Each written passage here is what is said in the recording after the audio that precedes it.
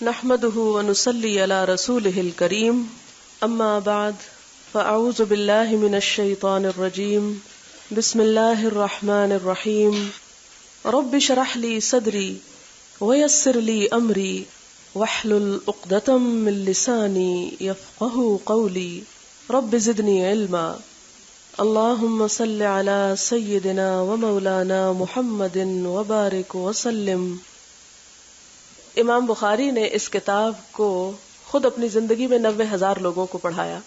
اس زمانے میں کوئی مائک نہیں تھے، کوئی بڑے بڑے انتظامات نہیں تھے، لیکن شوق والے بہت تھے۔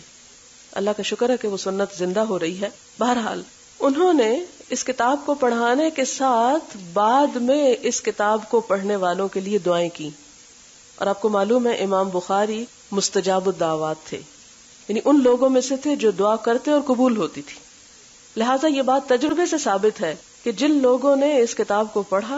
انہیں ان دعاؤں کا حصہ ملا، وہ برکتیں حاصل ہوئیں۔ لیکن طبعاً اسباب کا اختیار کرنا تو بہت ضروری ہے، اس لیے کہ اللہ تعالیٰ نے ہمیں دعا کے ساتھ ساتھ دوا کا بھی طریقہ بتایا ہے کہ دوا بھی کرو لیکن دعاؤں میں بھی بڑا اثر ہوتا ہے۔ اور اس میں ایک بڑی وجہ تو یہ بھی سمجھ میں آتی ہے کہ اس میں درود شریف کا کثرت سے ذکر آتا ہے،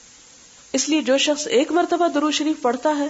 آپ کو معلوم ہے اس پر 10 رحمتیں آتی ہیں۔ تو جتنی احادیث آپ پڑھیں گے، جتنی دفعہ حضور صلی اللہ علیہ وسلم کا نام سنیں گے، اتنی دفعہ دل میں صلی اللہ علیہ وسلم کہیں گے، اور ہر دفعہ یہ کہنے پر 10 رحمتیں آپ پر نازل ہوتی چلی جائیں گی۔ لہٰذا اس کے پڑھنے میں اگر کوئی دقت ہو، کوئی تکلیف ہو، کوئی پریشانی ہو تو اسے پریشانی نہ سمجھے، تو ہم اللہ تعالیٰ کی مہربانی، اس کے فضل اور اس کے خاص کرم کے ساتھ ابتدا کرتے ہیں۔ اللہ تعالیٰ سے دعا ہے کہ وہ ہماری نیت کو صرف اپنے لیے خالص کر لے، اور ہم اس کو صرف علم کی خاطر اور صرف دنیا کی برکتوں کی خاطر نہ پڑھیں، ہمیشہ ہمیشہ کی بھلائیوں کی خاطر پڑھیں اور عمل کی نیت سے پڑھیں۔ طریقہ ہمارا یہ ہوگا، یعنی مقصد ہمارا کیا ہے، صرف ترجمہ پڑھ لینا نہیں۔ یہ ترجمہ تو بہت سی کتابوں میں آپ کو مل جائے گا، اور آپ اپنے گھر میں اپنے آرام دہ صوفے پر بیٹھ کر اس ترجمے کو پڑھ سکتے ہیں۔ یہاں آنے کا مقصد کیا ہے کہ ہم ان ورڈز کی ڈائریکٹ انڈرسٹینڈنگ حاصل کر سکیں، کہ یہ الفاظ ہمیں کہیں بھی ملیں ہم ان کو ایک ہی نظر میں سمجھ جائیں کہ یہ کیا لکھا ہوا ہے۔ گویا اس کتاب اور ہمارے درمیان کوئی حجاب حائل نہ رہے، کوئی رکاوٹ نہ رہے، ہم بغیر کسی کی مدد کے براہ راست اس کتاب کو خود سمجھ سکیں، تاکہ کیے گئے ترجموں کی صحت کو بھی اچھی طرح جان لیں کہ جو ترجمے ہوئے ہیں اس میں کیا کچھ کیا گیا ہے۔ اور اس کے لیے